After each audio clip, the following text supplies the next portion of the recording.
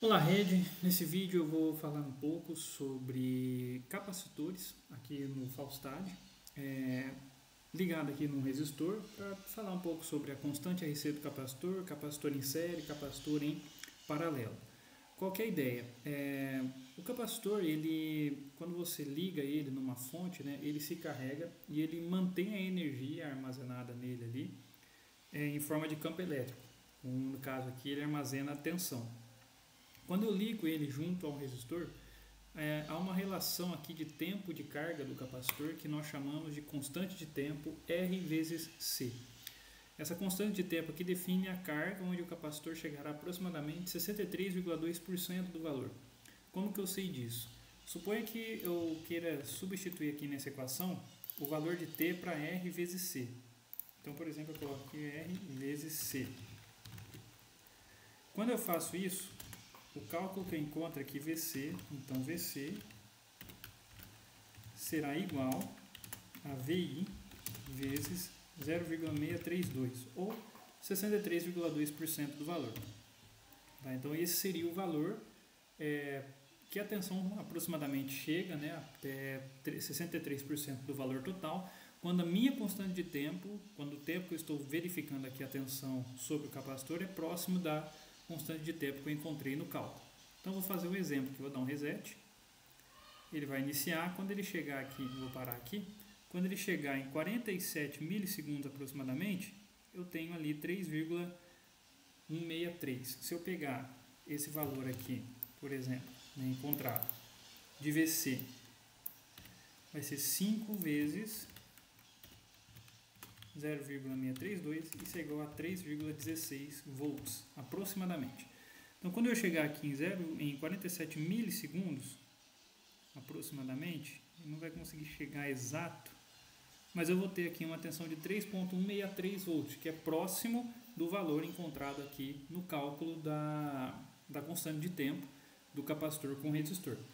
Tá? Então, quando eu tenho esse resistor ligado no resistor, né, eu faço esse cálculo dos dois, e aqui um dos meios de encontrar então a constante de tempo é quando ele chegar em 63,2% do valor da tensão de entrada.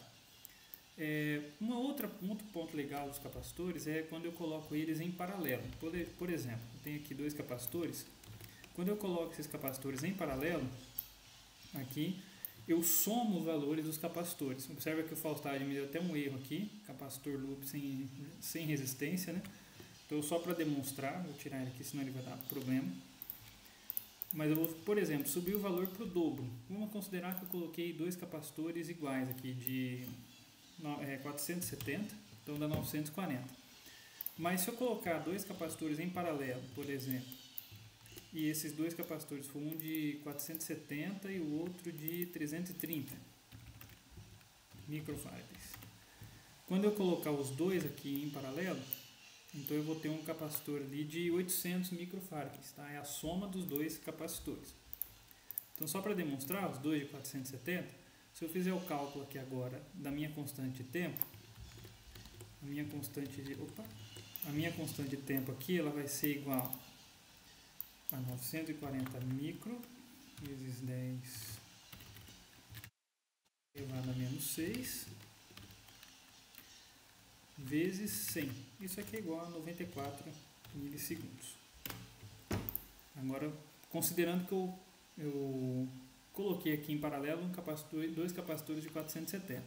Então, em 94 milissegundos, eu vou ter ali 63,2% da tensão. Vou dar um reset. Vamos considerar aqui o tempo. Posso parar aqui já?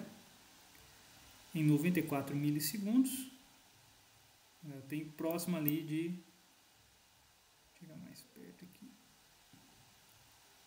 3,162 volts. Tá? Então, em 94 milissegundos.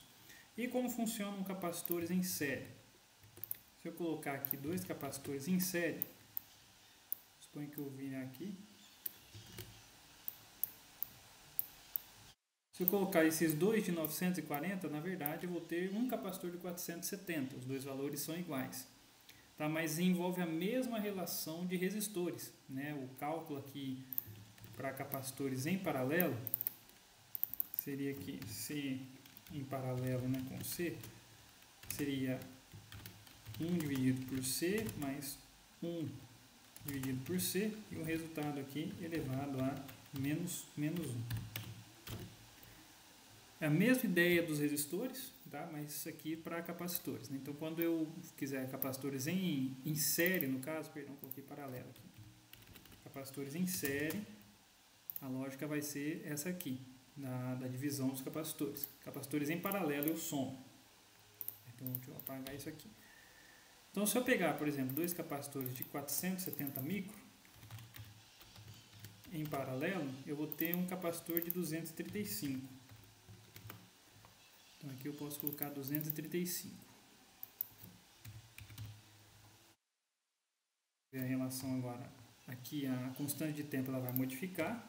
Ela vai ser, então, 23,5 milissegundos. Vou dar um reset e vou iniciar. Partiu, já posso parar aqui. Em 23,5 aproximadamente, eu tenho aqui 3.175 ali, um pouco à frente, um pouco acima, mas é próximo desse valor de 3.6. Tá? Essa é a ideia aqui da carga do capacitor. Então, essa é só a carga, né? E aqui as relações de série paralela. No próximo vídeo eu falo sobre a descarga do capacitor. Ok?